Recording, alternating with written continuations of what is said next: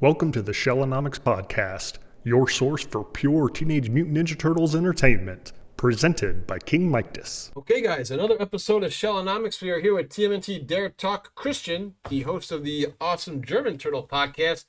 We wanted to come back and do Season 3. We had so much fun talking about Season 2. It's time to get into Season 3. So this is really the beginning of the end of Michelangelo's nunchuck usage. The violence really starts getting pulled back. And let's get right into it, Christian. Tell us about Beneath These Streets, the first episode in the new season. Thanks for having me back. So let's get into this episode because it's a long season. It's 47 episodes. Let's get it on. Yeah, Beneath the Streets was the first episode of the third season, and it was the return of Shredder and Krang. They were back after sinking into the lava at the end of the last season. However, they got out of this. And yeah, this is a pretty dramatic episode because in this episode, Shredder attacks Splinter with a medical gun and he puts him into a coma and the turtles have to save him. It's, a dramatic episode, a dramatic start to the season. Oh, I thought it was a fantastic start. And also, there's a couple cool tidbits here. I don't know if they had to have known because it says this was released April 4th, 1990. And it says original release date was in September. So, do you remember the spot in there where they go to the movie theater and they think about Teenage Mutant Ninja Turtles, the movie? Remember that spot where they're talking about that? Yeah, when they say, what would happen if they would make a movie about us? That would be weird, wouldn't it?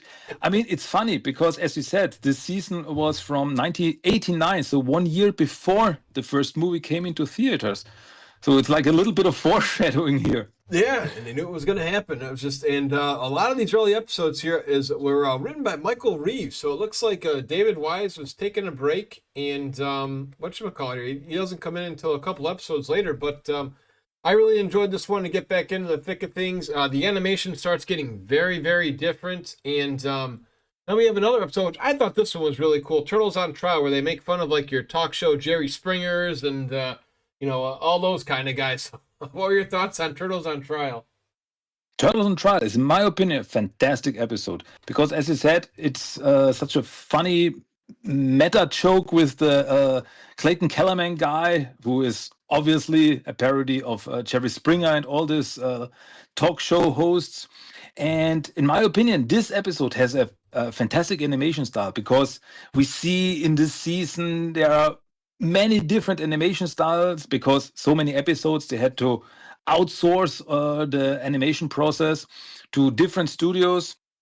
But this episode has a fantastic art style and also some pretty cool action scenes. I mean, if you remember the scene when the turtles were fighting Shredder, Bio, and Rocksteady in the museum, it was pretty cool. It was really well animated, in my opinion.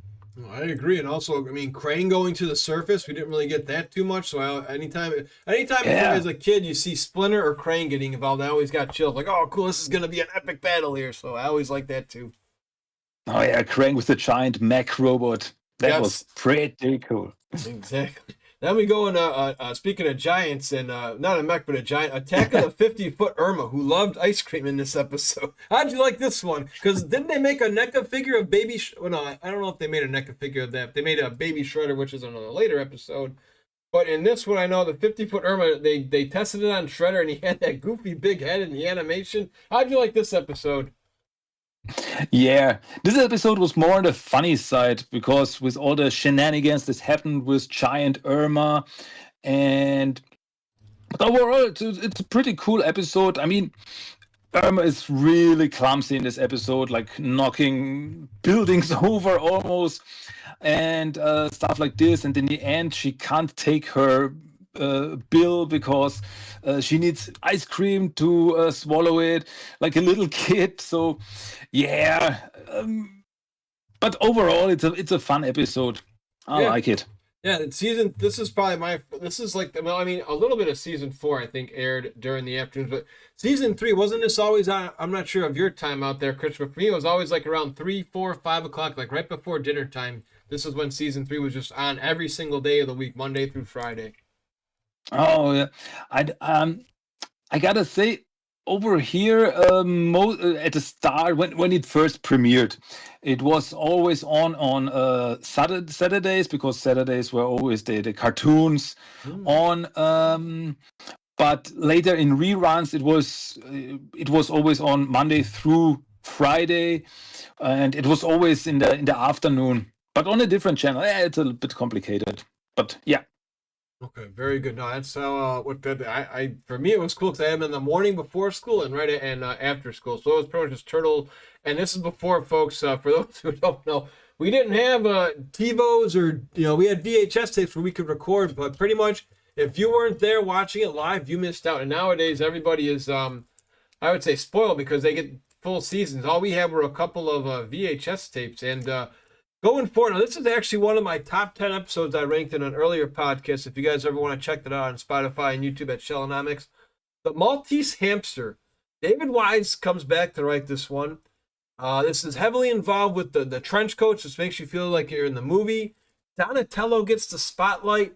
All the turtles get captured except for Don. Even Splinter gets captured. How did you like this one as a kid, Christian? I love this episode. It's a fantastic episode. It's kind of different because with the whole inner monologue of Donatello with in the background, it's very how should I put it? Very cinematic in a way, because it's also very dramatic. As you said, the turtles and Splinter were captured, and the gangs working for Shredder. I mean, Shredder only appeared in this episode at the end. The turtles were fighting what was his name? Tony the Butcher Vivaldi and his gang. And yeah, it's a very different episode, and I love it for this because it is so, I don't know, kind of serious in a way. I mean, it had its goofy moments, but overall, it's as you said, it's maybe one of the very best of the whole series. I agree, just because it took place more at nighttime. It just one by one the turtles get captured. Excellent storyline. Yeah, I think it was really cool because we got a breath of fresh air. We didn't really see Shredder until the end, so like it was like, who is he working for? I mean, you kind of know it was what they were working for Shredder, but yeah, I really enjoyed this one. And then this next one here is one of my favorites because I had this. Did you guys get the Burger King Kids Club VHS tapes out by you when they ran that promotion for Turtles? No, we didn't have this. Not as far as I know. But okay. I have this episode on the Sky Turtles. I have it on VHS. It was one of the very first VHSs that I had of Turtles. And so, yep, this is one of the episodes I watched over and over and over again as a kid. I remember like everything about it. And yeah, it's a fun episode. How should I put it? In the German dub, when everything started to fly and buildings start to fly near the end and stuff like this, there was a scene in the German dub when the turtles, they were like, everything starts to flying and the things up here are getting bigger and bigger. I don't know. Can I swear on your podcast? Yeah, you're okay. Yeah, you're okay. It's okay. Yeah. Honestly, I'm gonna shock you now because the turtles in the German dub said in the scene, the things up here are getting bigger and bigger. And Michelangelo said, shit, then they're getting more expensive. I'm not joking. In a kid show, that's really, I mean, that's kind of cool in a sense. Again, if it's once in a while, I don't think it's bad. Oh wow! So we literally said, shit. Yeah. Oh, that's we had in the German dub, we had swear words once in a while. Wow, kind of like an anime. I mean, that's okay. I mean, kids are going to hear it eventually. Yeah. I also had this one. This was it was my second Burger King Kids Club. I had this one as well. I liked it because Michelangelo. It was very smart by them because remember he really couldn't use his nunchuck, so they had him go in slow motion. So all he did was throw him, and it wasn't really even any use because the foot soldiers just shot him down. But again, season 3 to me still the comedy even still holds up. They're at the ladies' dress shop and Rocksteady and Bebop pop in. Boy, a ladies' dress shop, Bebop. Gee, I've never been in one before. That's great. Yeah, I encourage everybody. Yeah, if you guys are listening here, I encourage y'all to check that one out someday. That's a good classic. Now, this old switcheroo one, this one's kind of interesting. Can you walk us through this one? This one I would say is kind of a cool one too. Fun fact here: the old switcheroo was the very first episode of the cartoon that I've ever seen. Because I remember that my father brought home the VHS with this episode on it, and it was the very first episode that I've ever seen, and I was hooked. In this episode, Splinter and Shredder, they switch bodies, and each one has to act like the other one so that the other team does not suspect that they are the different one. Sounds more confusing than it is right now. But yeah, I thought it was a pretty cool episode. Splinter as Shredder, Shredder as Splinter. The whole Splinter was, Shredder was in Splinter's body, and so Splinter was acting so evil. I mean, just the looks he gave, the turtles were like, "Whew, Splinter is a little angry." And he ate the pizza too, remember? He ate the pizza. Yeah, that was the part when the turtles were thinking, something's wrong here. But yeah, still one of my favorites. Also had some pretty cool fight scenes where the turtles were fighting Bebop, Rocksteady, in the alley, for example. Yeah, it's a really good episode. Yeah, season 3 as a whole, I would say is like the last, like, for me again, if you're ranking, he's like the last like full good one. The other seasons have a couple spots here and there where there's a couple episodes I would say that have a high replay value, but season 3 to me was just, because this is like you say, this is like Turtle Prime pretty much, Turtle Mania, where like you say the demand was out there for all these episodes, and I give all these writers credit, and like you say, the animators, yes, there's tons of mistakes. You'll see Michelangelo talking when Raphael's got the mouth moving and vice versa, but this is a fantastic season, and we're going to continue with great episodes here with Burns Blues. I thought this one was great. The action's cool. You had SNK, I believe, which was the evil corporate team that was trying to, what were they doing here again, Christian? It was something with ice, right? It was Nutrifreeze? Yeah, they were. SNK was Shredder and Krang, and they were stealing the freeze chemicals from all the ACs for the Technodrome. That was the start of the episode, and we had this kind of weird B-plot with Byrne and Vernon when they're trying to get a story with the turtles, and they were caught like by some gangsters, and in the end they were abducted by some aliens. As you remember, the Elvis aliens. Yes. It was so weird. Martian invaders, and Byrne idea. Oh, it's true, and yeah, that's right. Yes, for kids. So this is one where adults probably may have appreciated this one too, because it's pretty much like they're going into dark alleys, and there's like these gangsters and mafia type like members who are trying to torture people to talk, and instead of pulling out a gun, they just pull out a little feather and they just tickle you to death, which could be quite torturous too if you've ever been stuck and tickled to death before. Usually a family member would do that to me when I was a kid. Just go for the foot or the arm or your neck, and if you're stuck there, it could be torture. Absolutely. Oh, man. All right, moving along, right, guys. Now we've got the fifth turtle, which thank God for NECA, because I'm kind of shocked that Zach, the fifth turtle, did not get a toy growing up.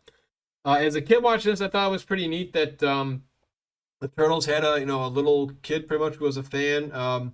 He had his own little turtle, like, club kid. I think he was like a... What did he have in his... I know he had his turtle bike, but what else did he have in there that was pretty cool? He had the bandana. What did he have? He had a bandana.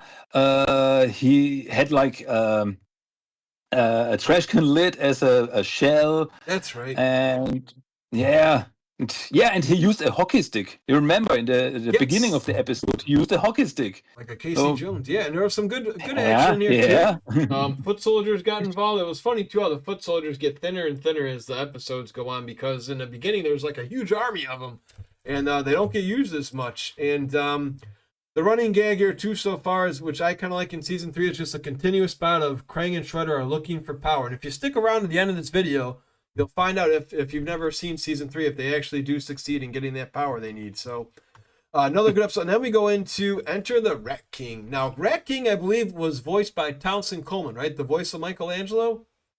Yes, sounds about right. Yeah. Oh, And this this another is good Enter one. the Red King. This is first off, I love the Red King. I love the Red King in every version. And this is the very first episode with no Shredder and Krang, where this is the first episode with a different bad guy, the Red King. And yeah, he, in my opinion, has a very strong start here.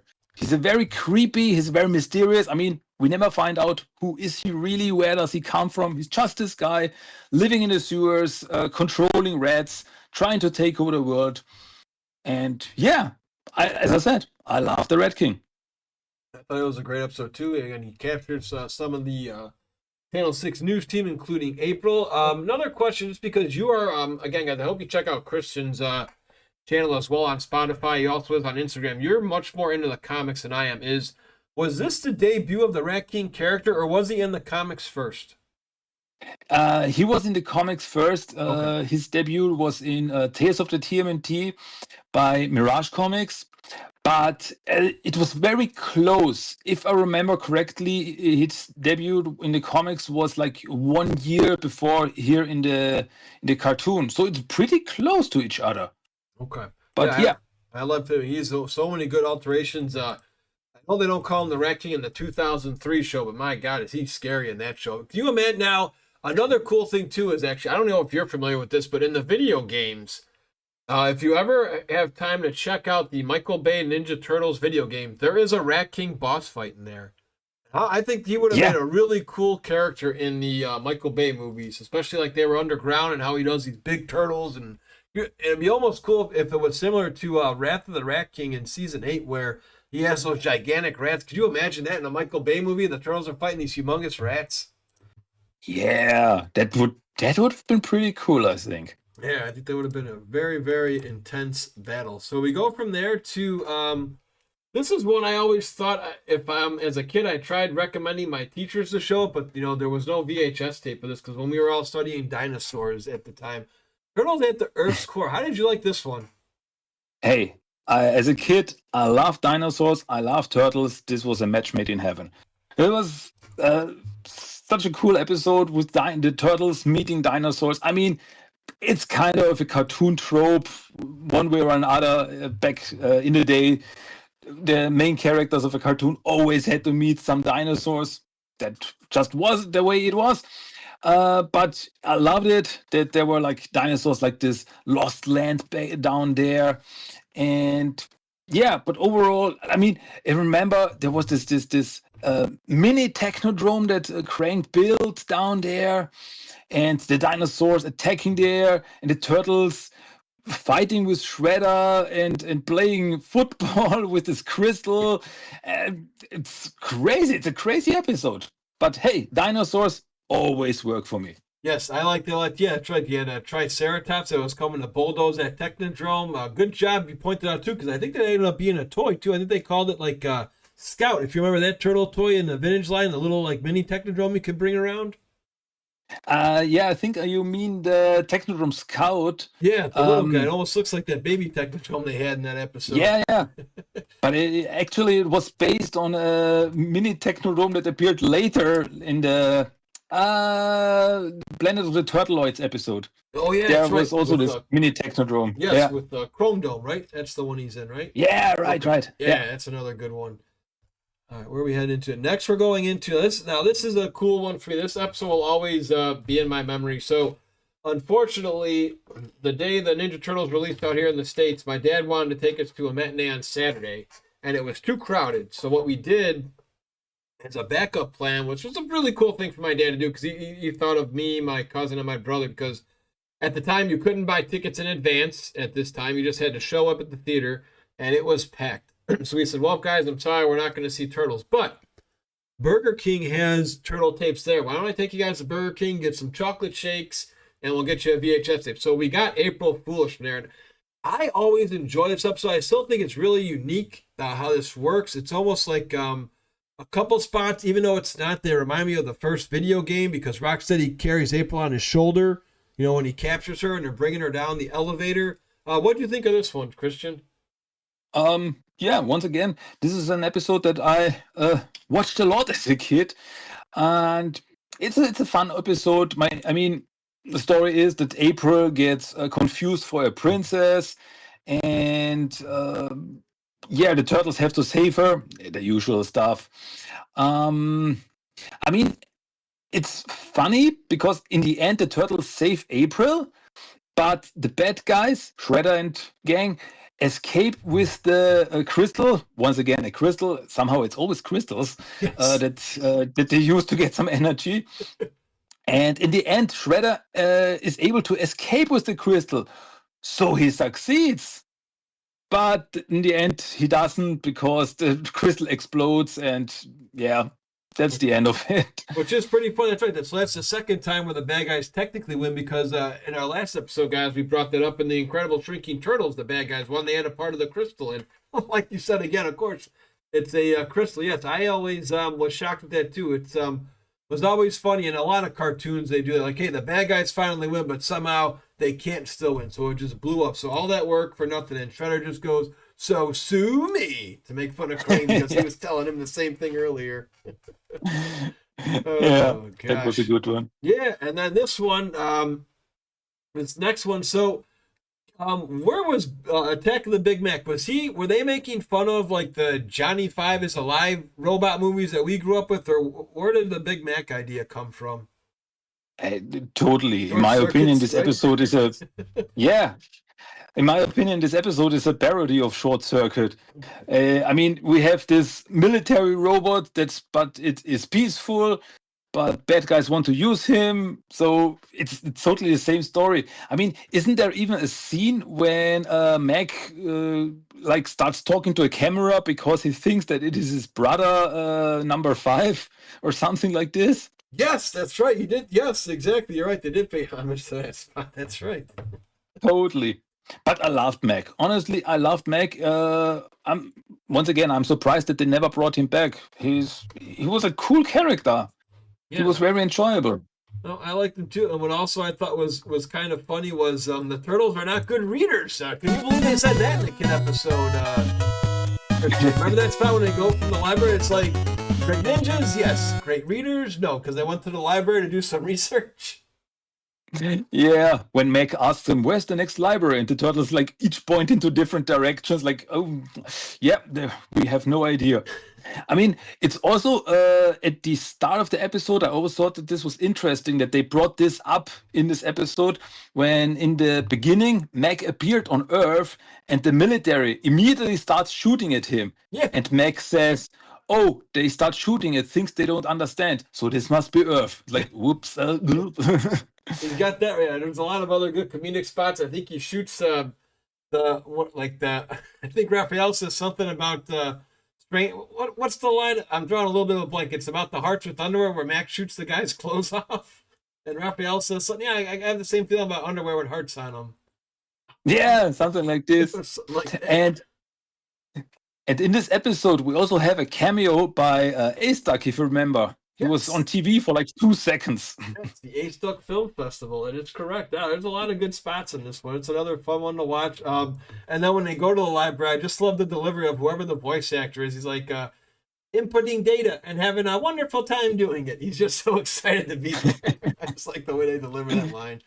And then we go into... Max is great. I actually, I don't know if you have these, Chris, but I just bought the NECA. I guess they sold out again, but it was like the Baby Turtles called the Accessory Edition. And I actually have a Mac figure. He came with it. So it's pretty cool. Yeah, I've seen that. Up. He's a sharp figure, too. They did a real good job with him.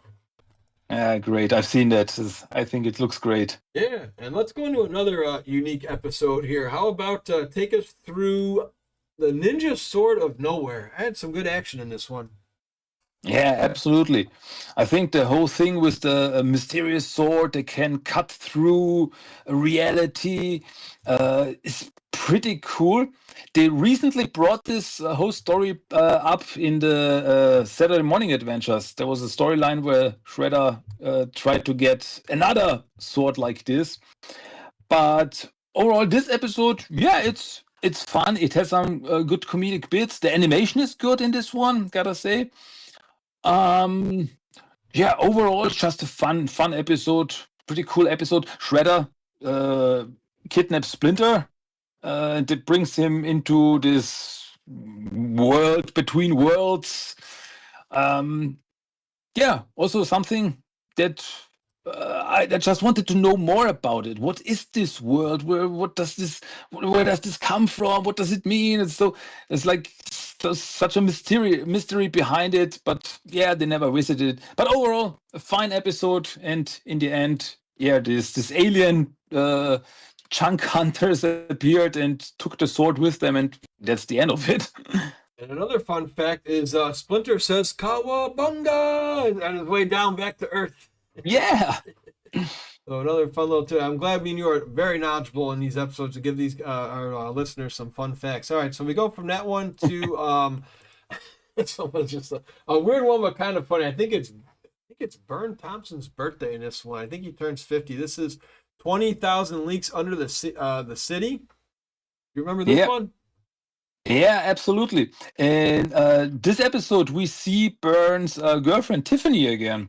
Yes. I mean, just for a short moment, but apparently back then they were still together, even though they broke up at the end of Return of the Shredder. But okay, they're back together. Good for them. Yes. But yeah, so the story is pretty much that the whole city gets flooded, and because Shredder and Krang want to flood out the turtles, but yeah, the turtles are turtles, so they can swim, so that does not work.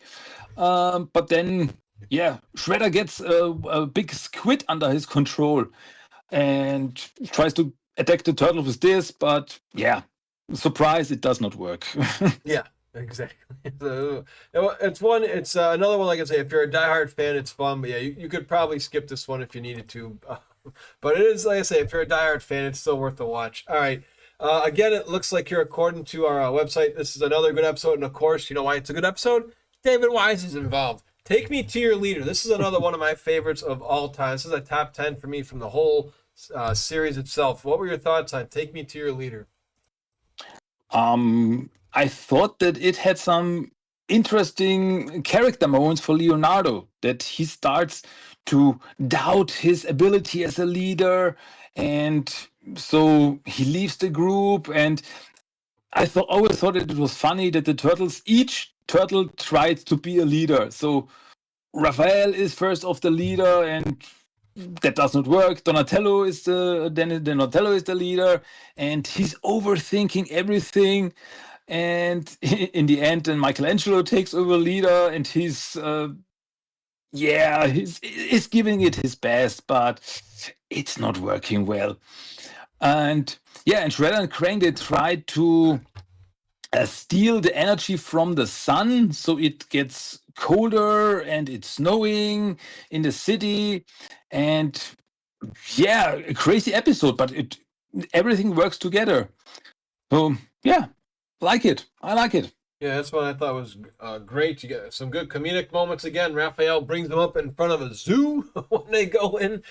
Being, at the time when most of us, were youngins, and I always like Michelangelo. We're being kept after school. There's no teacher around. Just some cool little audio quotes. What else I like? Donatello with East is that way, where Raphael's like, Don, like you were saying earlier, stop overthinking, just go with it. Michelangelo's leader. So what do you guys want to do? Just some really good funny spots. And I also like spots again. Krang, I believe, makes an appearance. And when they jump out of the building, do you remember Shredder? Have a nice day. And he's got like the happy face on the parachute when they jump down. So see, David Wise still knows how to get some nice comedic tidbits in there too. So just another very, very well done episode. We are blading through this, guys, right now. I'm having a good time recapping all these. Let's go into another funny one I always liked with Richelieu, the Four Musketeers. How'd you like this one? The Four Musketeers. This was a cool episode. It's a classic episode. Honestly, it's one of these episodes that apparently everyone seems to remember, that the turtles were dressed up as the Musketeers, and yeah, because Leonardo got hit in the head, and he thought that he was D'Artagnan, and actually a pretty crazy premise, but it was pretty cool that the turtles, they had to play along with it, and Splinter even had to play along with it, but he was the like the butler Yes. of Leonardo. And it's like, yeah, I have to do it. Yes, sir. Yep, and they It changed was it, and very they funny. changed Leonardo's voice changed a bit, and also this happened in a couple episodes actually. I think the first episode would have been the 20,000 Leagues Under the City. There was no Donatello in this one, right? It was like it almost sounded like the guy from Muppet Babies, Scooter. I was like, wait a minute, why did Donatello's voice change? Remember that?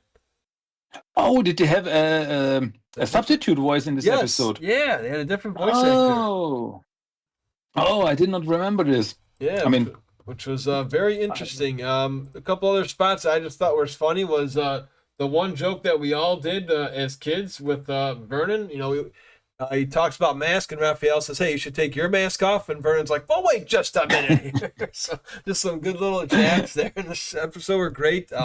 I don't know why this one makes me laugh all the time, Christian, but when Michelangelo says, "Don't you mean the three mosquitoes?" It's just like, what the hell is he talking about? I always thought that it's so spot was stupid. great. Yeah, just some random, Yeah. just stupid, well-timed comedy in that one. So I always enjoy that one. Some decent fight scenes in there was pretty funny because Leonardo has the hots for Irma, and Irma's like, "Oh my God, how can I? You know, how do I have this weird attraction for all these men right now, and how can I make it last?" Because Shredder and was wanting she thinks that all these guys want a relationship with her, and even Shredder laughs at the idea. I thought that part was pretty funny too. I always thought that it was weird that Irma doesn't remember Shredder. She does not recognize him, but That's a she good met him point, too. before. That's actually a real good point. Yeah. And what did she say in the episode? "This is no way to introduce you to your mother," or something like that. I think she says too. She's really thinking that she was pretty much a girl before her time, pretty much before all the people getting speed dating and fast dating. Yeah, Moving way too absolutely. fast there, Irma. Oh gosh! And now another. I always thought this one was interesting. Here, turtles everywhere. How'd you like this one with all the turtles from everywhere, literally? Yeah, absolutely. It's pretty. Yeah, it's a cool episode when Shredder reprograms all these dump trucks to capture turtles, but they capture all the turtles, not only the Ninja Turtles kind. And yeah, this scene where this room is filled with turtles, and Shredder is like, "No, not these turtles! I wanted the Ninja Turtles!" And yeah, overall, it's a cool episode. I always thought, yeah, I always remember this scene. I always thought it was funny when the turtles try to get into um, the dump factory. Yes.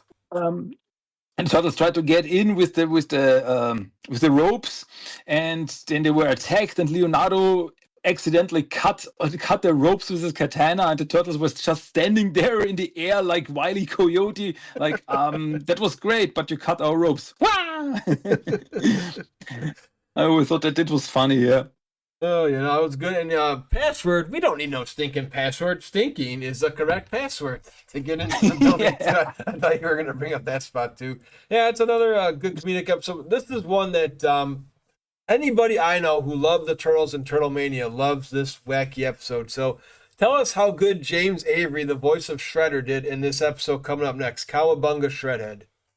Hey, Cowabunga Shredder is a fan favorite as far as I know, and it's totally okay that it is, because it's a great episode when Shredder by accident thinks that he is Michelangelo, and James Avery really delivers in this episode. Like, he's Shredder acting as Michelangelo.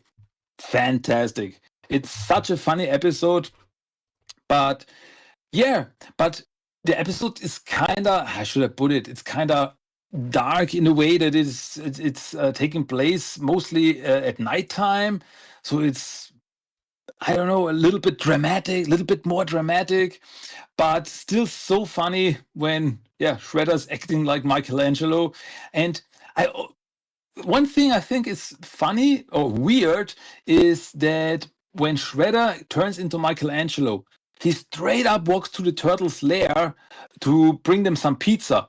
So does Shredder know where the turtles live, or how does he know how to get? I mean, he thinks that he's Michelangelo, but somehow this information must come from somewhere.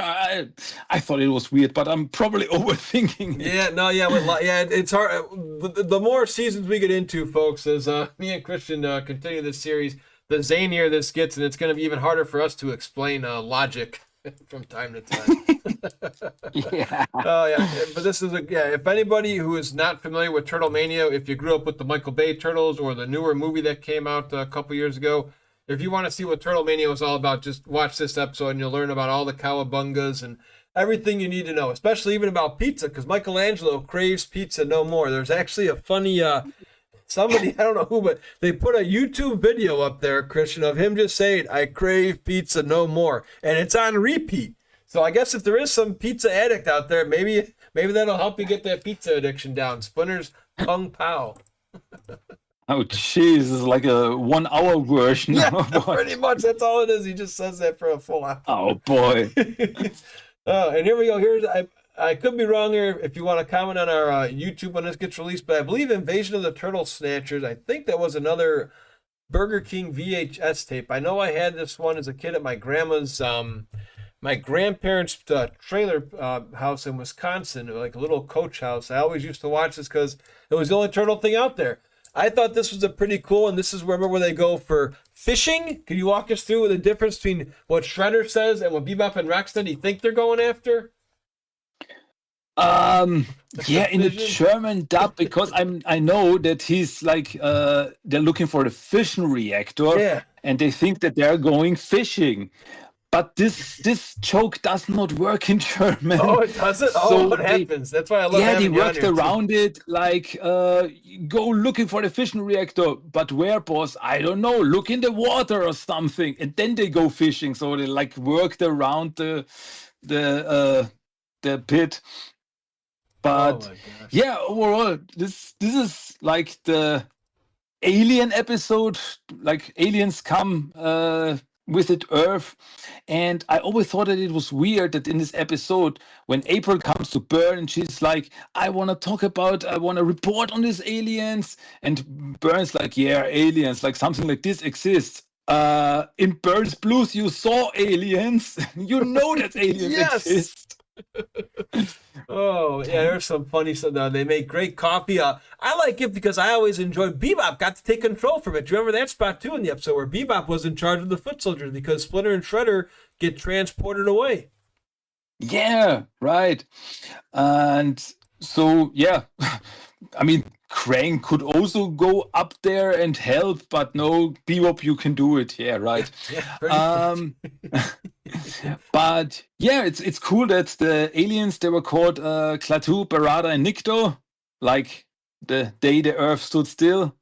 Oh, yes, very good observation there. Yeah, and yeah, it was pretty cool. And in the end, we had because they were searching for this toy that the kid left behind on Earth, and it turned out to be like something like the monolith from 2001. So there were so many sci-fi tropes thrown into there. It's great. It's great. Yeah, it's hardcore parodies. Like I said, we went from RoboCop in season 2 and some other spots all the way to they continue. And even with our next episode, Camera Bug, after the Polaroid camera, the Polarisoids were coming. So, did you like this one? I thought this one was quite comical. I thought this one was still pretty funny. Yeah, I always thought that the bit when the turtles and everyone were caught in the camera and they had to find their way out of it. I thought that this was pretty cool. Like this world inside the camera, like they fell through a wall and suddenly they were somewhere else. Like they were taking pictures, but it was like everything was inside this camera world at the same time. I thought it was pretty cool. It had some, I don't know, Inception feeling to it. It was, a pretty enjoyable episode. And the Polarisoid, I mean, wasn't the smartest because he let Shredder take a picture of himself. Yeah, that's So right. yeah, Oh yeah, it's a fun episode.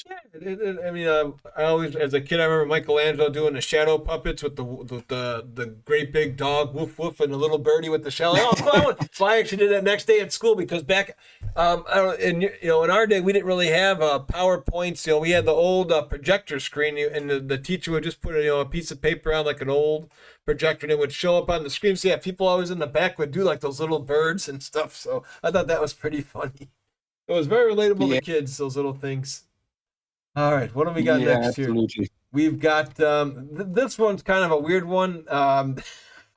Maybe you want to watch this one for Valentine's Day, Green with Jealousy. How'd you like this random episode? This was way off. This is where it started getting really, really kooky.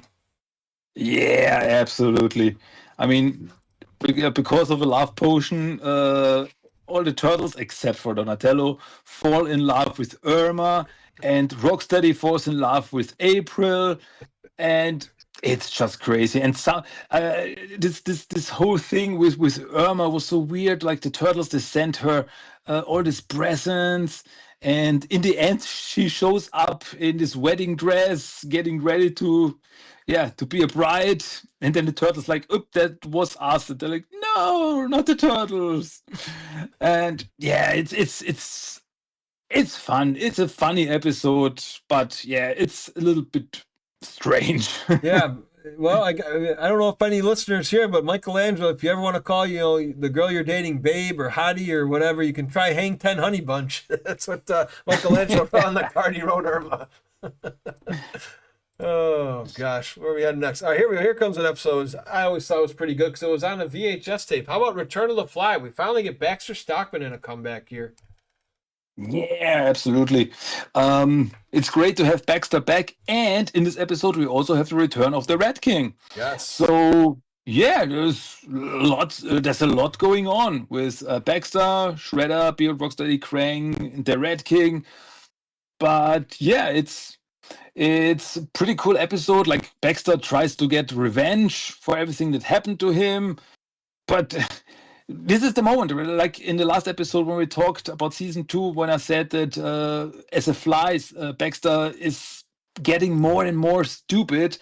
We see it here because at first Baxter's like, I want to get revenge on the turtles and Shredder. But then Shredder's like, it wasn't me, it was all the turtles. That Baxter's like, I think you're right. So, okay. And so, yeah. And the Red King in this episode even helps the turtles. So this is like, okay, he's a neutral character, sort of, kind of. Yeah. Pretty cool. And Bebop, and then just for comedic purposes, Bebop and Rocksteady are watching therapy tapes. Yeah. Oh, that was also something. Yeah. It's like sometimes it works and sometimes it doesn't work. But just as a kid, you remember these goofy, silly things. I'm going to hit your big pale head. And then here we go again. David Wise saves the day to make sure we get a good action-packed comedic episode. Casey Jones, Outlaw Hero. Again, probably one of the better episodes. We get to finally get our homeboy Casey in here, who's just a crazy dude who had some bone-chilling delivery in these episodes too. So, can you walk us through the Casey Jones Outlaw Hero episode, Christian? Yeah, man, finally we get Casey Jones. I always thought it was weird that in the classic cartoon, Casey was like in 5 episodes. When he was in the original comics, in Mirage Comics, he was a main character. It's kind of weird, but finally we get Casey, and yeah, he's crazy. He's really crazy. Pat Fraley as his voice actor is fantastic, and he's doing his best Dirty Harry impression. And yeah, Casey is, yeah, amazing. I love Casey, even though he is, yeah, crazy. Yeah, we laugh. And I laugh my ass. For our Twitch streams, I have a guy who's known as Casey Jones, a good friend of ours, and just we have one of the commands is exclamation Scuzz Bucket, where Casey Jones says, "How'd you like to see for yourself, Mister Scuzz Bucket?" Just all these. And that's in a different episode, that line, but just all his goofy lines. And there's actually a really cool fan-made game I would like to point out for you guys if you are listening to this. And maybe, I don't know if you like playing fan-made games, Christian, but This one is called Teenage Mutant Ninja Turtles 2, the arcade, recolored and extended. And you actually get to play as Casey Jones, and it's basically this episode included, and it plays off the Ninja Turtles 2 arcade Nintendo game. I have a playthrough it up on our YouTube channel if anybody wants to check it out of a full playthrough.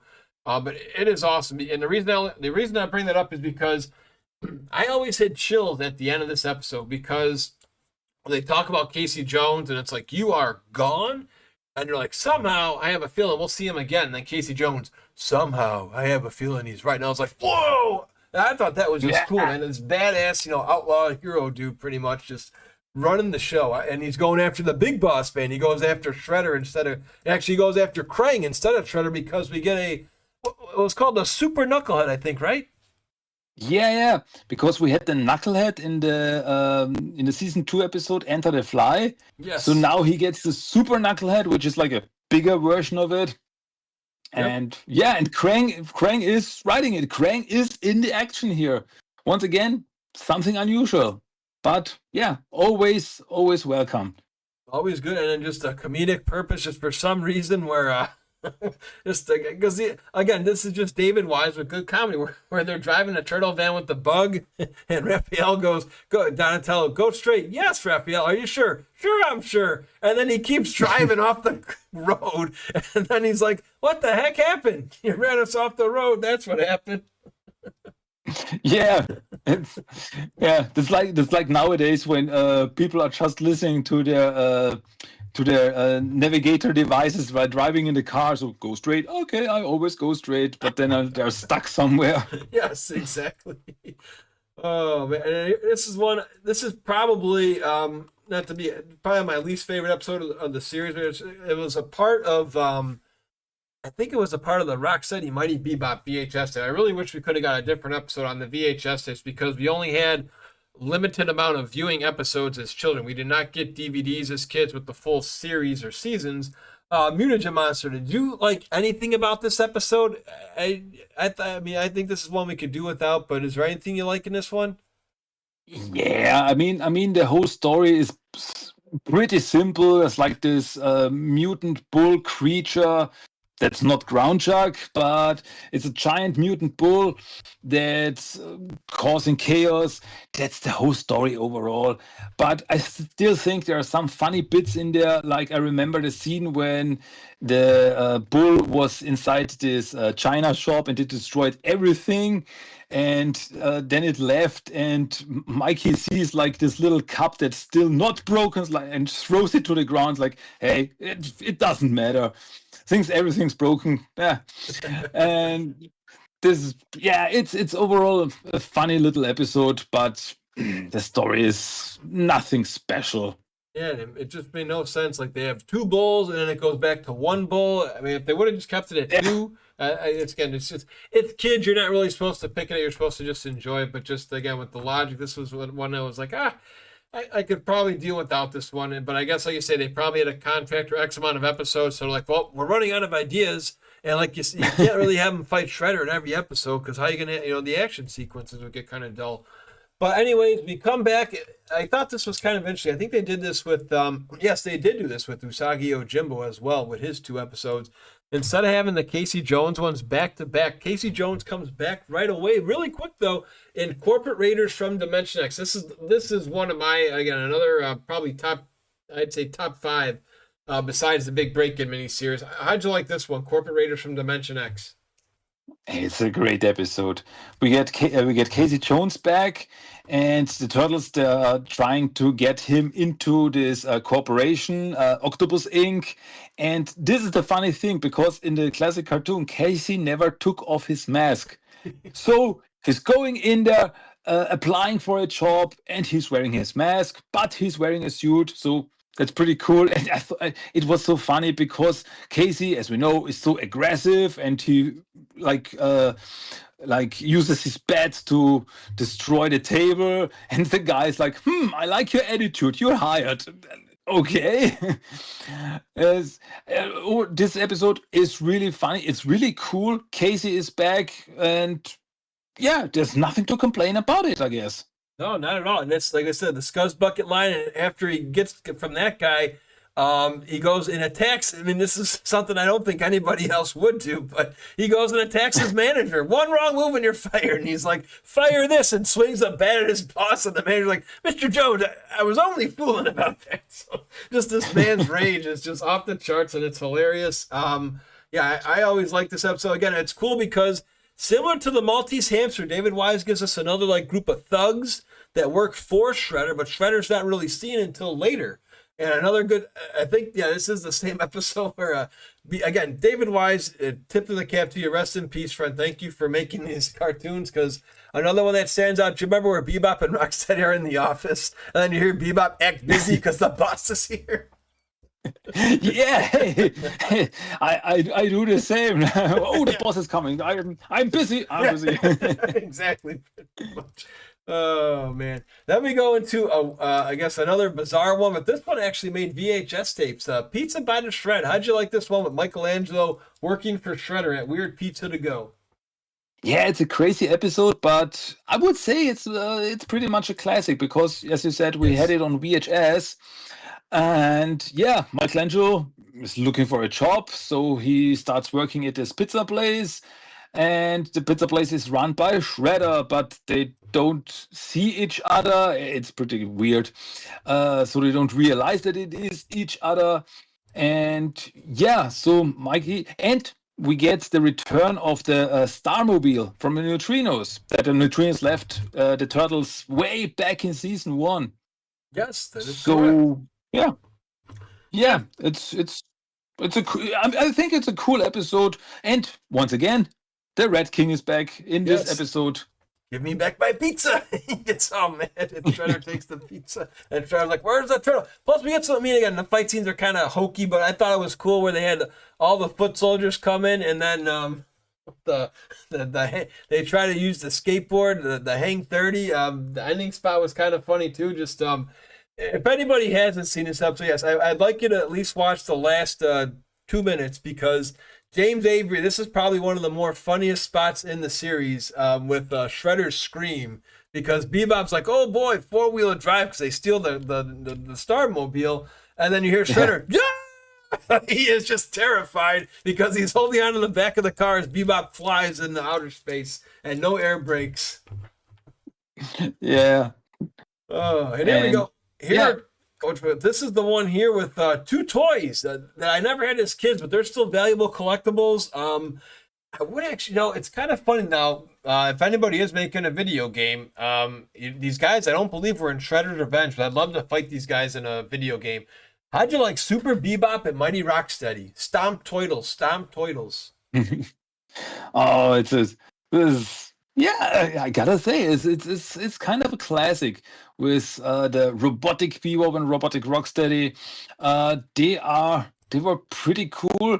Like, they were causing some trouble for the Turtles, and I always loved the scene when the Turtles tried to get into Channel 6, but Super Bebop and Mighty Rocksteady, they were guarding the place. And the Turtles, this whole scene went like, how should we get in? And Donnie's like, I don't know, but the writers will think of something. And then they start climbing the building, but robotic Bebop, robotic Rocksteady attack the building, and the Turtles fall down, and Donatello looks at the camera. That was a stupid idea, writer. This was always one of the funniest scenes in the whole series for me. It's always nice when you have those little spots, and they still laugh at you too, because it just touches the inner child in you as you get older. Those little spots. Weird spots though. Again, just with this is one where the Shredder and they should have won, but the humans were. It's just my buddy always likes so Shredder had some sort of like crystal, right? Or it was like they were trying to make the human zombies, right? Where you command, I obey, and they went from like zombies to. What was it, dogs? I think they were barking as dogs. They were monkeys. Were there anything else in this one? I forget. And then they turned into little kids. Yes, that's right. They were milk and cookies. That's right. Vernon with his milk and cookies. Crazy. Yeah, Vernon crying, I want my milk and cookies.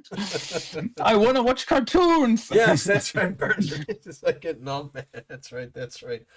Oh man, and here we go. Here's a guy who actually wrote for Captain Planet, Doug Molitor. Beware the Lotus. Awesome episode. Thanks to this episode, Lotus actually makes a return and is actually in Shredder's Revenge. I thought this character was great. What are your thoughts on and Beware the Lotus? Yeah, Lotus Blossom, she only appeared in one other episode. I always thought that she was a cool addition to the story. A female ninja, I like it. She was pretty cool. In this way, she even precedes Karai, because Karai only came into the whole story way later, like years later. So she was the first female ninja in the Turtle multiverse. And yeah, I thought it was funny that Krang actually fired Shredder in this one and then hired Lotus as a replacement. And yeah, so Shredder tried to pit the Turtles against Lotus in a way. It's a pretty cool episode. It's a pretty smart episode in a kind of way, with also some funny bits here and there. Yeah. Shredder's in a chicken suit. I just like we say, I really do enjoy talking to you. It's always nice to get another super fan's perspective on the comedic moments. There's two spots I always bring up in this one is we'll do the serious ones first, where you thought Splinter was actually going to die, because when they went to commercial here in the States, Krista, was this rat go splat, and you're like, what? They're going to drop Splinter? I mean, they pretty much won. They had it. They had Splinter. I mean, Lotus kicked butt. She did what a man couldn't do. Pretty much, she got the Turtles, and they were supposed to lose, but Shredder does some goofy shenanigans and ends up getting back to his, marriage. As they say, an old married couple, Shredder and Krang get back together again, and the Turtles live happily ever after. What I like about this one, though, is where Bebop, Rocksteady, and Shredder are at like some old, like a Motel 5 or Motel 6, and the manager's making fun of them for coming dressed up in chicken suits, and then they're watching the fight on the TV, and Shredder's like, someone smash someone, and then the guy turns off the TV, and then Shredder's like, "Rah!" And he's like, okay, I'll turn it back on. I thought that was pretty funny. Oh yeah, that was great. Where do we head to next then? We are crushing here, guys. We are going through these episodes, and I hope you guys are enjoying this. Be sure to like and subscribe to our YouTube channel and at Shellonomics, and check out our friend as well, Christian's channel. Here we go. Blast from the Past. Again, David Wise at it again. This is a nice little homage for those who are new to the series. Can you walk us through this one? Blast from the Past with Shibano Sama. Yeah, I mean, this, you could call this the only clip show of the whole series, because Splinter loses his memory, because Shredder summons Shibano Sama, the founder of the Foot Clan, the ghost of the founder of the Foot Clan, and through this all, Splinter loses his memory, and the Turtles have to tell him everything, where they come from, and we all get these clips from the first season, like where the Turtles come from, who is Shredder, Krang, etc.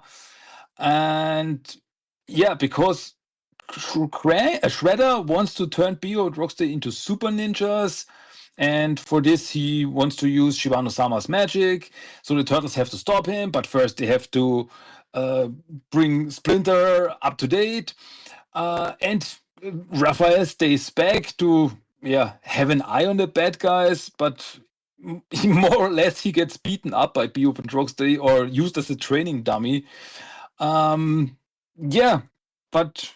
overall, it's you could call it a clip show, and clip shows are not that entertaining most of the time, because everything you see you already know. But overall, the main story, I think, is pretty cool. Yeah, because usually, like you say, it's near the end of a series run where you do those flashbacks of like a Full House, like where that season was coming to an end, or Home Improvement. It's like, oh yeah, it's take a look back, or Fresh Prince. You go through clips of flashbacks, but I thought it was okay with David Wise. I don't know if he was wanting to pay homage to that or whatnot, but we also get the Three Stooges Curly maneuver. If you're a Three Stooges fan, how can you not like that spot?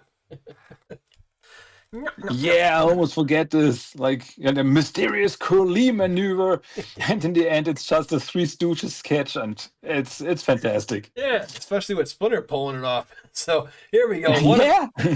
And one of my favorites coming up now, Jim Cummins by Gumbo, and one of the best. And I'm going to steal your word here, classic for sure. This is my favorite. I guess look of Leatherhead. I always dug this with the hat, the red hat, and the design of him standing up. How did you like Leatherhead Terror of the Swamp? Hey, we get Leatherhead, we get the return of the punk frogs. What's not to love about it? It's a fantastic episode, I guarantee. And yeah, Leatherhead is pretty cool here. Once again, he first appeared in the classic Mirage comics, but here he's different. He's a bad guy here, and yeah, he works together with Shredder for a while, and there's all this whole storyline with this fountain of youth, and in the end, Shredder falls into it and turns into a little baby. That was pretty funny, but yeah, pretty good start for Leatherhead, I gotta say, for this series. Yeah, I like it. I like Leatherhead. He trapped all the turtles. I thought it was good. It was cool seeing the punk frogs again. True, good point, good bring up there. And yeah, this is one I like. Now here's an interesting one. This is according to Wikipedia here with some little research. So a lot of people say this is probably the worst episode of all time. But my favorite Ninja Turtle is Michelangelo. I watch this episode every November 29th on my birthday. I've been doing that for well over 20 plus years. Michelangelo's birthday. It says here the story was by Bill Wolfe. Did you know that? I did not know that. No, did not know this. Wow. But I gotta say, I would not say that this is the worst episode of the series. Same here. I mean, it has its problems. The whole thing, the whole thing that Mikey leaves the group because he thinks that the others forgot his birthday. I mean, if you start thinking about it, how do the turtles know when their birthday is? Because they were little baby turtles back then. I don't know. But yeah, it had some funny bits. I mean, I always thought that the end was kind of weird when Shredder used this anti-mutagen on the turtles and they like blew up like balloons. First weird thing. Yes. But Splinter is able to save them with the power of mothballs. Okay, what's going on here? For those who don't have the blind love birthday here, with Michelangelo being your favorite turtle, yes, the mothballs thing. Yeah, with mothballs, even Donatello doesn't understand because he talks back to Splinter. A lot of very bizarre stuff. What's cool was the Flush-O-Matic was here. I believe that was also a Playmates toy, like that little thing that dropped the goo. That was featured here. Decent. I mean, fight scenes weren't the greatest. Some good funny spots though with Krang. My horoscope said this be my lucky day, just to play along with the birthday stuff. Bebop and Rocksteady steal bikes from children. I mean, they don't show how they do it, but I thought that was great. Instead of that, and then this is this part always stands out for me, just like Power Rangers with Lord Zed. So there's an episode in Power Rangers, I think it's season 3, where Lord Zed enters the command center and you're all blown away as children. And in this episode, Shredder goes in the turtle van. I thought that was great. Yeah. Because he was supposed to get the turtles to where Michelangelo was, and so like, okay, Shredder, you come in, but Peter Rocksteady, no, you stay out. No, you not. And that's where the part where they steal the tricycles then from the little kids. Yes. Yeah, it's funny. Yep. And then once again, it seems like anytime there's a very bizarre episode, our buddy David Wise comes back to bring us back down to earth, because next after that is Usagi Yojimbo, which could arguably be, and I would never argue anybody, the best episode of season 3. It's got a lot of violence. Foot soldiers' heads are getting chopped off. Comedic spots are there. Is this one of your top episodes too, Christian? Oh, it's a great episode. I mean, as you said, we get Usagi in this universe. And hey, Usagi is always a plus for me in every iteration. And yeah, I mean, I did not realize this as a kid, but nowadays I know that Usagi Yojimbo is actually the name of the comic book, and the character's name is Miyamoto Usagi. But he was called Usagi Yojimbo here, and he was brought to Earth, and he fought along with the turtles. And once again, Shredder in this episode does not get involved in the action. He transports the foot soldiers into New York City, and as you said, Turtles and Usagi fight them. And then there's this whole thing with the dragon that gets awakened. But Shredder does not get involved. He's just an onlooker here. But yeah, strong start for Usagi. And we only get one more episode with Usagi, which is unfortunate because he was great. Yeah, I don't know why they did that with a lot of these characters. Just 1-2 episodes, and then they just get written off because they had to get more toy plugs. Again, people forget this too. Two things I always point out for trivia here. Well, this is just for fun, and General Trag appears really quick in the beginning of the episode. I thought was great. I always love the General Trag character.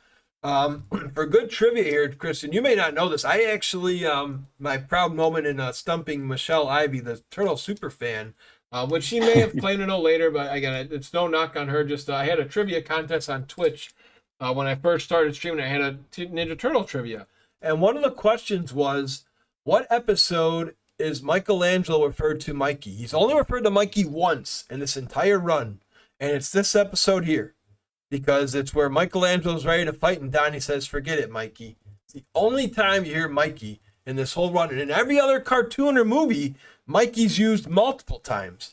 I always thought that was always a little fun fact in this episode. Okay, I would not have known that either from the top of my head. I gotta admit it. That's pretty cool. It's a good stumper right there, and just comedic purposes.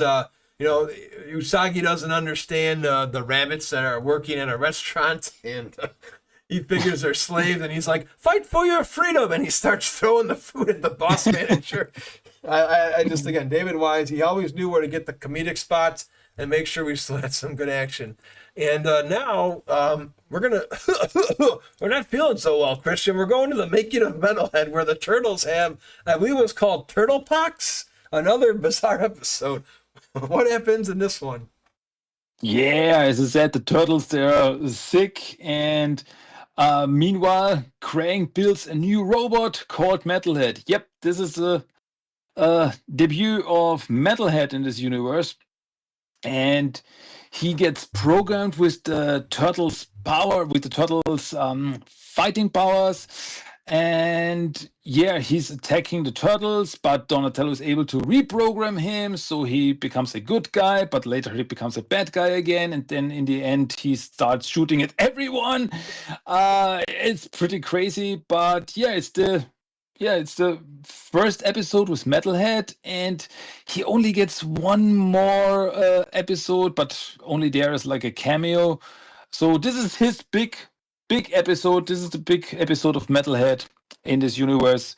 And yeah, I gotta say, he looks pretty much like the toy back then from Playmates Toys. So that's cool. Yeah, kudos to them. I apologize, guys, if you are trying to catch me. I did jump 2 episodes. We're gonna get back to them right away. But Michelangelo, I was just craving a tea and toast pizza. Just some weird random stuff with that episode. So here we go to Kimono Kale. He's your pal.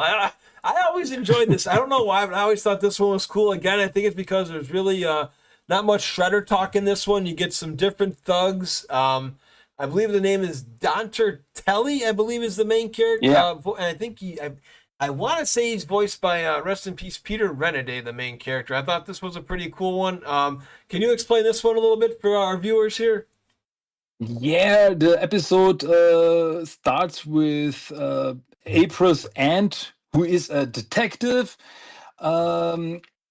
visiting April, and then they get involved in like this mystery where kimonos get stolen, And it turns out that this is this guy, Don Tortelli, who is looking for a special kimono. And spoiler, it's Splinter's kimono that they're looking for. And yeah, the funny thing is that the bad guy is called Don Tortelli, and he's using a feather to torture his victims. As you may remember, we mentioned this already some episodes ago, because Don Tortelli already appeared in the episode Burns Blues, but he looked completely different. Yes, I a lot bigger. don't know. Yeah. I don't know. Is it the same guy? Is it like lose weight? Another guy who's just using the same gimmick? Yeah. That's a very good point you brought up. Yeah, it's another one where I guess they just like the name. Maybe it just runs in the family, like your last name's Gargano, and it's just all the Garganos. Who knows? But it's a very good point there. All the Don Tortellis. Yeah, that's a good point there. And yeah, Aunt Aggie with like the Scooby-Doo type stuff with all the clues. Yeah. I liked April's Aunt. Yeah, she also comes back later. Yes, but yeah, she was fun. Yeah, I enjoyed that one. And then here we go again. So like every other episode, you get a backup, and here comes Usagi Come Home by David Wise. This is another one. Just anything with Usagi was just so well written. It just seemed there was a lot. Didn't it say there was a lot more action in these episodes with a samurai bunny being involved? It seems like it. Because we get a pretty cool fight scene there between Usagi and Shredder. And Shredder tricks Usagi into thinking that Shredder won. I mean, he cheated, of course. So Usagi has to fight the turtles. So we get some, pretty cool fight scenes between the turtles and Usagi. But in the end, it all turns out fine because Usagi realizes that Shredder is the bad guy. So the turtles and Usagi work together again. And even though the episode is called Usagi Come Home, Usagi does not come home. He's still on Earth. The turtles have still not found a way to bring him back. And it will stay this way because this is the last episode with Usagi in the series. But in the current run of the Saturday Morning Adventures, I know somehow I always mention the current Saturday Morning Adventures. It's a fabulous read. It's great. And on your show, in fact, didn't you have one of the artists, right? Didn't you have Sarah on your show? Not yet. We had some interaction on Insta, but okay. I did not have her on the show yet. Okay. Maybe sometime in the future. But as I said in the Saturday Morning Adventures, there was a Usagi Yojimbo special. And in this storyline, they picked up this whole storyline and were finally able to transport Usagi back to his homeworld. So finally, this story was finished, like 30 years later. Gosh, we finally got closure. One of my favorite lines in the entire series is also here, just in case you're ever down on yourself, is when Usagi says, "I'm sorry, friends, I have to put an end to you." And Raphael comes back with, "That might not be as easy as you think." I always loved that one as a kid. In case you ever get down on yourself, it picks you right back up. It's one of my favorite lines in the entire series right there. And another great episode I encourage all to watch. And the hits just keep on coming. Another really great episode. Leatherhead meets the Rat King. How did you like this one? Hey, we have an episode with Leatherhead and the Rat King. Hey, that's fantastic. And this Leatherhead comes to New York to take revenge on the turtles, and it's a really funny episode because Leatherhead then runs into Rat King, and they're both bad guys, but they don't like each other, and they start fighting each other. And pretty much not much else to it. The turtles get involved because April gets kidnapped by Leatherhead, so the turtles have to save her, and they get involved in this fight between Leatherhead and Rat King. Of course, they're able to save the day. In the end, Leatherhead swims back to Florida, so everything's back to normal. Yes, and another note here is Michelangelo's the best turtle when motivated. I always thought the turtles have their own little competition with the 2-on-2, and they're just sitting there getting garbage thrown at them. But eventually, when the garbage from Donatello's device gets on Mikey's pizza, watch out. Yeah. We always knew this. Yes, exactly. Agreed. Victory Mount Trashmore is ours. Another awesome quote from the show. And then we've been doing parodies. Why not have Arnold Schwarzenegger here? How about the Turtle Terminator? Yeah. In this episode, another robot. Shredder uses another robot, the Turtle Terminator, who then turns into Irma and starts attacking the turtles. And I always thought that it was funny when the Turtle Terminator as Irma was working at Channel 6, like typing at the typewriter like crazy, or whenever she hears the word turtles, starts shooting lasers from her eyes, and nobody thought something of it. And that's, I don't know, that's pretty much it. The Turtle Terminator starts chasing the turtles, but in the end the turtles defeat her by luring her into like this what's it called, the mirror funhouse, and then she overloads, and that's pretty much the end of it. It's an entertaining episode, even though the animation quality is not the best in this episode, but it has some funny moments. Oh, yes. What else? Yeah, it's a little weird. Irma's cooking. They order Chinese food because Irma can't cook for the bad guys. It's a little just. I mean, it's kind of silly comedy, a little off the charts, but it is what it is there. And this is. I want to say, I could be wrong here, and somebody can go ahead and fact check me. I know Rob Paulson was not involved in season 10, but there was a different voice actor for Raphael in this one. I don't know if you remember that, Christian, but there's a different voice actor for Raphael. Yeah, you could be right there. Yeah, I think you're right. Yeah. And our final VHS tape from the Burger King Kids Club, The Great Boldini. I always thought this one was cool. Our buddy Don Tortelli comes back in this episode. We also get Zach. And we get another character that you have really been spot on for knowing all his cameos here. You must have been really good with the Marvel Universe Stan Lee cameos. Can you walk us through The Great Boldini here for a bit? Yeah, there's this at the museum. There's Zach, as you said, is back again, and he's brought his friend Caitlin, not his girlfriend, his friend Caitlin. And they are at this museum, and there's this magician called Boldini, and suddenly, mysterious. What's it? Is it a diamond? Or it was the Tortelli? No, another crystal. I think it was a crystal, right? Kaboom! It was some kind of gem, yeah. Yeah, I think. No, it was a gem. It was a gem. You're correct. Yeah, you're right. The gem. Hey, right. Where is my gem? That's right. Yeah. And it disappears, and it turns out that Don Tortelli and Boldini, they are cousins, if I remember correctly. Yes, cousin Boldini. And they're working together.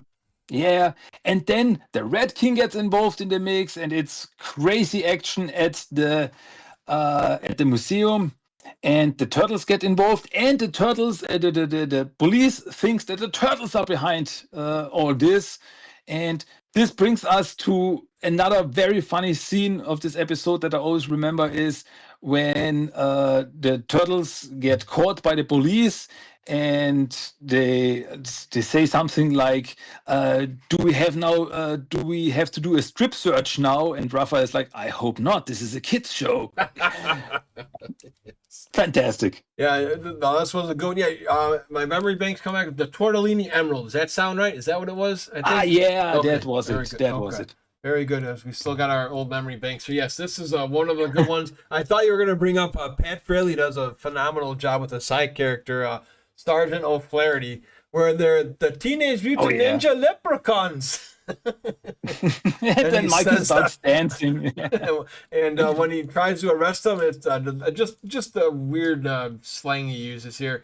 Hold it right there, you wretched larny devils, because I'm Irish, so in the Irish accent a little bit, and Raphael goes, wretched what? So I agree. This is one of the better comedic episodes probably out there, and especially with the strip search. This is a family show.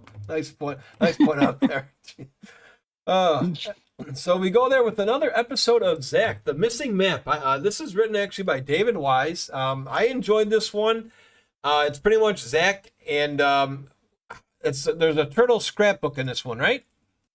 Yeah, right.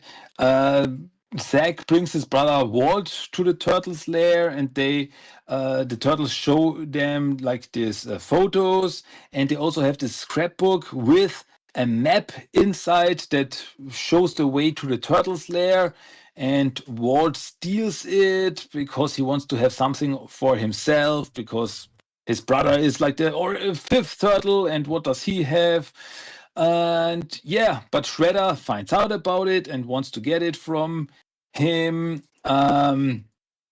Yeah, but yeah, in the end, Walt does the right thing and helps the turtles, and he gets titled the sixth turtle. And then Michelangelo says, "Yeah, so we only have to get a seventh and an eighth turtle, and then we can retire." Yes, exactly. That's great. And I thought he found him, because I don't know if you have memories, like, well, actually you did bring up some cool touchy memories as a kid. I remember this one, watching this as a kid right before school, and I'm like, wow, he found the lair, because remember the turtles' lair, like when they used to get lost, was in there, and Shredder says he found it, which they did. This is almost like April Fool's, because Shredder thinks he has it because they're in that cannon. And then they give him a map to a wrong lair, and he just falls down like you said earlier, a Wile E. Coyote splat. So again, Yeah. there's funny logic in there, I guess, to cover it up. It's like, well, he had the map, but Raphael drew a fake one. Yeah. So That's true. And in this episode, there's also the bad guys use the Techno Rover, this vehicle, and I Yes. always thought it was funny that we never got this from a Playmates toys back then. that would have actually been a pretty cool toy. I'm surprised they didn't do it. And didn't Zach take over some of the Technodrome too, right? He was in there playing around with all the Oh buttons. yeah, Oh yeah. yeah, causing chaos. Yes. Yeah, that was also cool. That was a good spot for us young folk. This one I always enjoyed. This is more with Michelangelo taking the main spot here, and Shredder known as a baker with some chocolate chip cookies. The gang's all here. How'd you like this one? Yeah, I always thought it was cool to see one of the turtles as a human, as Michelangelo turns into a human because he was eating some kind of anti-mutagen cookies from Shredder. And I mean, I always thought that it was weird that when Michelangelo turns into a human, he loses his turtle power, like he loses his strength. They were acting like they were as mutants, they have like some kind of superpower, which they don't have. But as a human, he's pretty weak. Yeah, and in this episode, we also get the return of Bebop and Rocksteady's old gang, which I thought was pretty cool to see them again. Yes, I enjoyed seeing Jersey Red and a couple of the other ones. High Five, I think, was one of their names. And Yeah. what was the other one? What was the main guy? Dude, I'm drawing a what was blank. the guy called? I'm drawing a blank. Yeah, me too. Yeah, we'll have to check the bottom one day. Be like, I knew it was that one. You're probably going to send me a message after this, after we record this. Say, Mike, I know who he is. Mike, I got it. So, all right. This is the final time we see the neutrinos in season 3. The Gribbix. This is kind of a weird episode to me. You get a decent, although they show it twice, Leonardo versus Shredder, some decent animation for that battle fight. How'd you like or dislike, or what were your thoughts on this episode? This one was kind of weird to me, the Gribbix. Yeah, it's kind of weird, but I like the whole Gremlins vibe that I get from it. Because there's this cute little pet, and I really think that the Gribbix is so cute. But when you feed it, it turns into a giant monster, and yeah, and Shredder, of course, wants to get his hands on it because he could use the telekinetic powers of the Gribbix to raise the Technodrome. Okay. Yeah, I always thought that it was cute that when Shredder finally got his hands on the Gribbix and kidnapped it, that Rocksteady was the one that thought, "Oh, it's so cute, it's hungry, give him a hamburger." Like, oh, Rocksteady has a soft side. We knew it. But yeah, as I said, it's the return of the neutrinos and the continuation of the love story between Michelangelo and Carla. Oh yes, very touching there. And the Kala, I think they always change their voice actor. It seems like every year they had somebody else voicing Kala there. But yes, that's right. Well, you think of me, Michelangelo? Yep, that's a good point there. The little lovey-dovey spot. And is this a playoff of Pee Wee Herman, this little guy that comes up with the Mr. Odd Goes to Town in this next episode? I think I always thought that Mr. Ogg was like a mix between Pee Wee Herman and Mr. Mixbiddlix from Superman. Oh yes. Okay. Yeah, something like this. I know that a lot of people hate Mr. Ogg, but I never really had a problem with him. Yeah, he was annoying, but that was the way he should be. And yeah, I mean, in this episode, he's pretty much dead. He's just annoying because all the magic that he does are actually just illusions, and he's causing trouble in the city. And once again, this is an episode where in the end it seems like the bad guys won because Mr. Ogg gives him like this, gives the Shredder and Krang like some kind of formula for energy for the Technodrome, and in the end it seems like Shredder has won, but it turns out that Mr. Ogg tricked them, so no, that didn't work out either. Yeah. Yeah, nothing wrong getting turned into cake and ice cream. I thought it was okay. Again, David Wise wrote this one. I didn't mind it. I enjoyed it. This one I always thought was really cool though. The lesson: be careful what you wish for. You just might get it. How did you like Shredderville? Shredderville is a cool episode, even though it's like this whole it was all just a dream trope.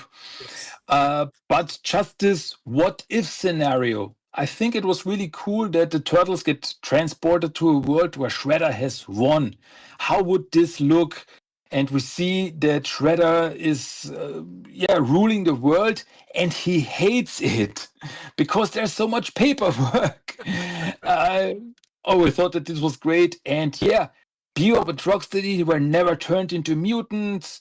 Shredder abandoned Krang, and yeah, Bebop and Rocksteady even have April and Irma as their personal servants. It was pretty interesting. Yeah, like some random like Egyptian type steel or something. I don't know what that was. Yeah.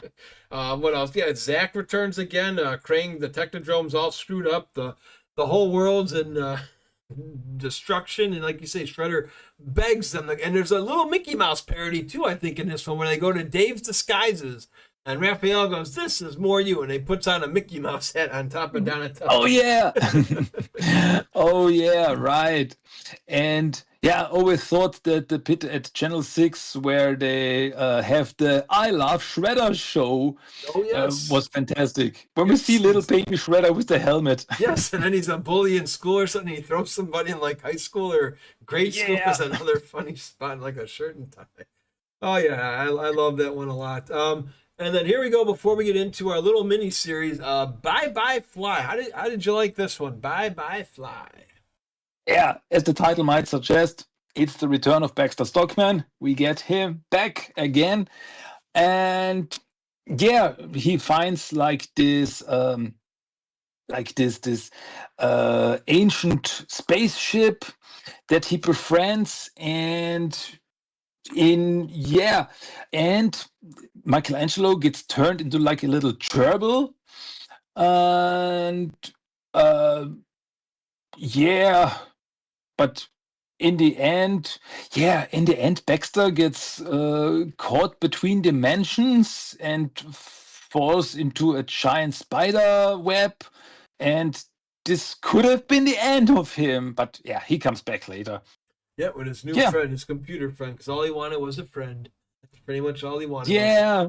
The lonely computer. So sad, yeah. Very. So this is one you brought up in another podcast episode we had, is this little mini series with the Bigs. So we'll start off with the big ripoff. So what finally happens here? Do the bad guys finally win? I gotta say, yes. This is the episode where the bad guys win, because it's more or less like this. Shredder and Krang take over this military base, this robotic military base, and April gets caught in there, and the turtles have to save her. And all the while the turtles are busy, Bebop and Rocksteady steal energy from somewhere else. So actually, that was pretty smart of them. Like, it's attacked from two sides. And so, yeah, in the end, Shredder thinks, no, we've lost. But Krang's like, Bio and Rocksteady, they got some energy. And so, yeah, the Technodrome has power again to rise. So, yeah, pretty good cliffhanger there. Took them almost 40 tries to finally, well, maybe a little under because they're not in every episode of season 3, but give or take close to 28 to 38 tries to finally get that power back. So then what happens in the big break-in? I like this one. I'll just do one quick little point out. I always enjoy the tea ceremony because just good comedy here again. David Wise writes this one. Splitter wants you to meditate on the beauty of your own cup. And then what does Raphael say? Meanwhile, the tea is getting cold. Yeah, that's a great bit. But the whole episode is about that the Technodrome is coming back. The turtles try to stop it. They get into the Technodrome and they have some pretty good fights with foot soldiers, and even Krang gets involved in the action. And that was, something very unusual. Like Krang, what did she use? Like this morning star kind of thing. And so, he kept the turtles pretty busy. But in the end, the turtles were able to stop the Technodrome by shrinking it down, because Krang was using this shrinking ray to shrink down all the military bases, so the Earth cannot fight back. But the Technodrome gets shrunken down, but Krang's like, I built this device, I can undo it. And so the Technodrome gets big again at the end, and once again, little cliffhanger there for the finale. Yes, I love this one. It's pretty much like you say, Krang's it's probably his best action scene. It reminded me of the video games, just because, in Turtles 2 and Turtles 3 for Nintendo, you're fighting Krang inside the Technodrome, and they had that real troublesome there. Michelangelo does really good against Krang. I always laugh at the little Technodrome where they use the shrinking ray, and it's like, and it just falls into a little hole. So I thought that was going to be the end of them, but you're right. Apparently it's not. And then we finally get to the season finale, the big blowout. I really thought this was well written from start to finish. What are your thoughts on it? Yeah, absolutely. This three-parter is a really fantastic season finale. So the Technodrome comes back. Turtles once again try to stop it. Krang wants to open a portal to Dimension X to transport the whole world to Dimension X. And honestly, if this was the series finale, it would have been fine. It would have been fine, because in the end, the Technodrome gets blasted off into Dimension X with Krang, Shredder, everyone inside. And the turtles, they are called the saviors of the world.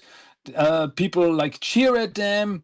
And as I said, if this was the series finale, it would have been fine. As a season finale, it's fantastic. I agree. I wonder if they thought it was going to be the end, because there's that spot where Michelangelo and or Mike and Leo are taking on Rocksteady and Bebop, and they're talking about their old battles. And then, thanks for the memories. And then Bebop says, I think down our stroll down memory lane, we stepped into a pothole. Just random comedic tidbits again that fly over your head when you're watching this as a kid. I thought it would have been great too as a series finale. They get trapped in Dimension X. Shredder tries to be optimistic. Could have been worse. We could have wound up in Dimension Z. And Krang says, come here. And then they fight there. They go out to celebrate with a pizza. I also like the lesson learned here, just to, again, for those who just to not be obsessed. I mean, Splinter says it really well here. Shredder's own evil will be his undoing. I thought it was great because they were supposed to win. Krang had them, dead to rights is a line I like to use when you're about to win somewhere. You have them dead to rights, but Shredder says, no, get out of the way. I want to destroy the turtles. I'm going to do it right now. And what ends up happening is his own obsession is his own demise. So I thought that was a great lesson for people not to be obsessed and don't force anything in life. Let it come to you. Yeah, absolutely. That's great. Yeah. Christian, we did this, buddy. Less than 2 hours. I'm proud of us. This was dude. This might be one of my favorite podcasts. It feels like we've only been talking for 10 minutes. It's just flew by, man. This was great. Dude, we've talked about the whole season, all 47 episodes. Hey, Yeah. we're good. Yeah, we crushed it, my guy. Hopefully we can get you back on again for season 4, because I really appreciate your knowledge, your passion for turtles. Where can people find your podcast if they want to know more about you and your love for turtles? Yeah, hey, if you like what you're hearing and you want to hear more from me, check out TMNT The Talk. You can check it out on Spotify or Apple Podcast, wherever. Or I have a new website since this week, TMNTTalk.com. Whole new website. You can check out everything there. Just check out www.tmnttalk.com. Hey, see you there. Oh, man, congratulations. I will gladly plug that when this gets up on YouTube. Christian, as always, my friend, thank you again for your time. I hope to get you on soon. Would you be down for season 4? I mean, we crushed 40 episodes. We could probably do this again if you'd like in the future, man. I love having you on here. Hey, if you want to have me on again, it would be a pleasure. I mean, hey, we've talked about the 3rd season, which is the longest. So from there on, it's no problemo, dude. Should be clear sailing for sure. All right, Christian, I'm going to let you go, buddy. Thank you so much for your time. And best wishes to you today. Turtle power. Cowabunga.